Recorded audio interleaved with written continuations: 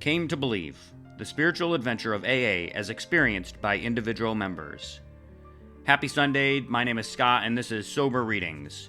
Today we're starting on Chapter 2, it's titled Spiritual Experiences. And the opening says, "It is certain that all recipients of spiritual experiences declare for their reality. The best evidence of that reality is in the subsequent fruits. Those who receive these gifts of grace are very much changed people, almost invariably for the better." That's from Bill W. in a talk he did in 1960. So let's go ahead and get started on Chapter 2. There's 7 short stories. I'm going to read the first 3. The first story is titled, He Had Been Listening. In my early youth, I was confronted with a choice. What seemed to be a dull, moral life, or what appeared to be an exciting, adventurous life, after a few drinks of alcohol. I had been brought up in the tradition of a stern and vengeful God who was watching every move I made. I could not work up too much love for that type of deity, and I felt guilty about it. But after a drink or two, I would forget my guilt. This, I decided, was the life for me.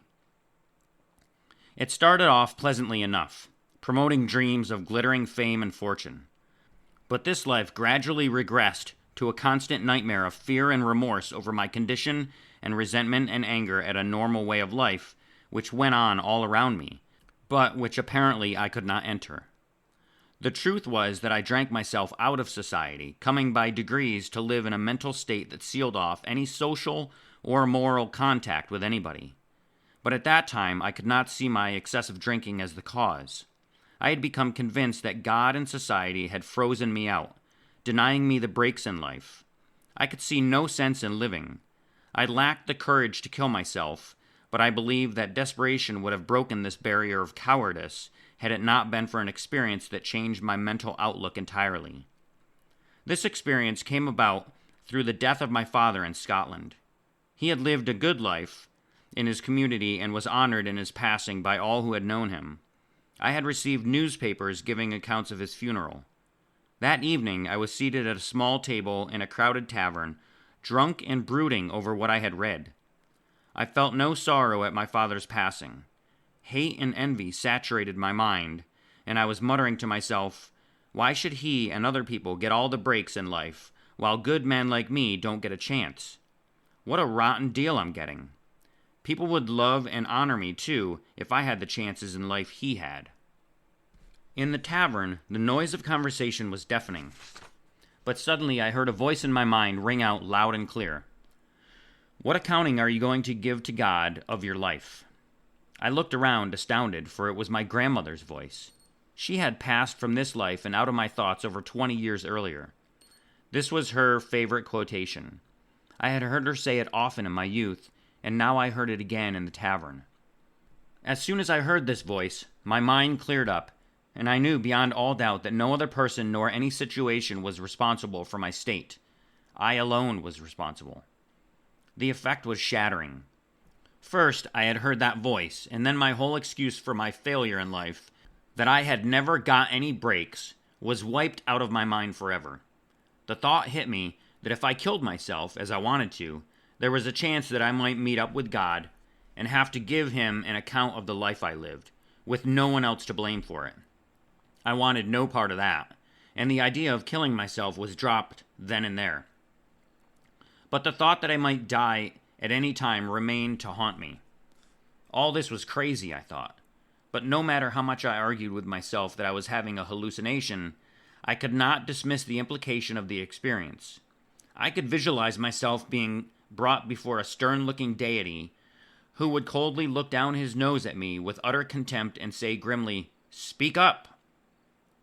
That was as far as my imagination would carry me, and from then on I would get blind drunk trying to blot out the whole experience. But when I came to in the morning, the experience would still be with me, strong as ever. I thought I had better quit drinking for a while and start to reshape my life. This resolution led to a terrible shock. Up to this time, I had never tied in my troubles with alcohol. I knew that I drank too much, but I had always felt that I had good reason to drink. Now I found, to my amazement and horror, that I could not quit. Drinking had become such a part of my life that I could not function without it. I didn't know where to turn for help. Believing that people thought about me the way that I thought about them, I was sure I could not turn to them. This left only God, and if He felt about me as I felt about Him, this was a slim hope indeed. In this manner, I passed through the 3 blackest months of my life. During that time, it seemed, I drank more than I ever had before, and I prayed to nothing for help to get away from alcohol. One morning, I came to on the floor in my room, horribly sick, convinced that God was not going to listen to me. More on reflex than anything else, I got to work that morning and attempted to make up a payroll, though it was hard to hold my shaking hands still enough to put the figures in the right place. After a great deal of trouble, I finally completed the job. With a sigh of relief, I looked out the window and noticed a man approaching the hut I was working in. As I recognized him, hate surged into my mind. 7 months before, he had had the temerity to ask me in front of other men if I was having trouble with my drinking, and I had been deeply insulted by this question. I had not seen him for months, but my hatred of him was alive and vital as he passed by the hut. Then something happened that has never ceased to amaze me. As he moved out of sight, everything went blank. The next thing I knew, I was standing before him outside the hut, hearing myself ask him whether he would help me to stop drinking. If I had consciously decided to ask any individual for help, he would have been the last man I would have approached. He smiled and said that he would try to help me, and he brought me to the AA recovery program. In thinking all this over, it finally became obvious to me that the God I thought had judged and damned me had done nothing of the sort. He had been listening, and in His own good time, His answer came. His answer was threefold: the opportunity for a life of sobriety, 12 steps to practice in order to attain and maintain that life of sobriety, fellowship within the program, ever ready to sustain and help me each 24-hour day. I hold no illusion that I brought the AA program of recovery into my life. I must always consider it a gift of opportunity. In the use of this opportunity, the onus is on me. St. John's, Newfoundland. The next story is titled A Presence, and it's only a couple short paragraphs long. I am a radio officer on a tanker, and the final revelation of my condition and its cure came while I was sitting alone in my stateroom with my favorite bottle. I asked for God's help out loud, although only my own ears could hear. Suddenly there was a presence in the room, bringing a peculiar warmth, a changed, softer shade of light, and an immense feeling of relief. Though I was sober enough, I said to myself, "You're drunk again," and I went to bed. In the morning, however, in broad daylight, the presence was still there. I was not hungover either. I realized that I had asked and I had received. From that time on, I have had no alcohol. Whenever I get the urge, I think of that which happened to me, and it keeps me straight. AA Internationalists. And the last story for today's reading is called Fresh Snow. Exposed to the fellowship of AA for over 6 years, I had known in that time 3 relapses, brutal and dismal episodes. Each increased my self-abasement and hopelessness. Sober once again, settled into a minor job, I learned that there was satisfaction in the accomplishment of even menial tasks, and that humility, applied as teachability and the search for truth, could be a higher power in disguise. Then, unexpectedly, I was offered an executive job, involving many responsibilities. I could answer only, "I'll have to think about it." Was I capable of staying sober? Was I really sober or only dry? Could I handle the responsibilities entailed and cope with renewed success? Or would God permit me to punish myself again? I called a woman friend whom I was sponsoring. We talked it over, and she believed I could and should take the offer. Her faith reassured me. I knew the stimulation of being able to feel dignity again and gratification just to be alive. This newfound sense remained with me throughout the AA meeting we attended that evening. The subject under discussion was Step 11, sought through prayer and meditation to improve our conscious contact with God as we understood Him, praying only for knowledge of His will for us and the power to carry that out. Home in the privacy of my room, I had another shock. A letter from my sister. I had seen her last in a sheriff's office, where she had regretfully ended the family's long effort to help me. Even our prayers seem hopeless, she had said, so I'll leave you to fend for yourself. Now came her letter, pleading to know where and how I was. Looking out the window at the soot and dirt of the rooftops and then inside at the meanness of my room, I thought with bitterness, yes indeed, if only they could see me now.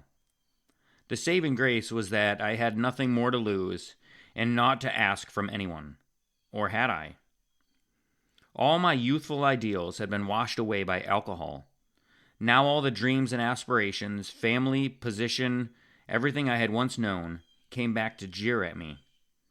I remembered hiding behind the trees in front of my former home to see my children go by the window.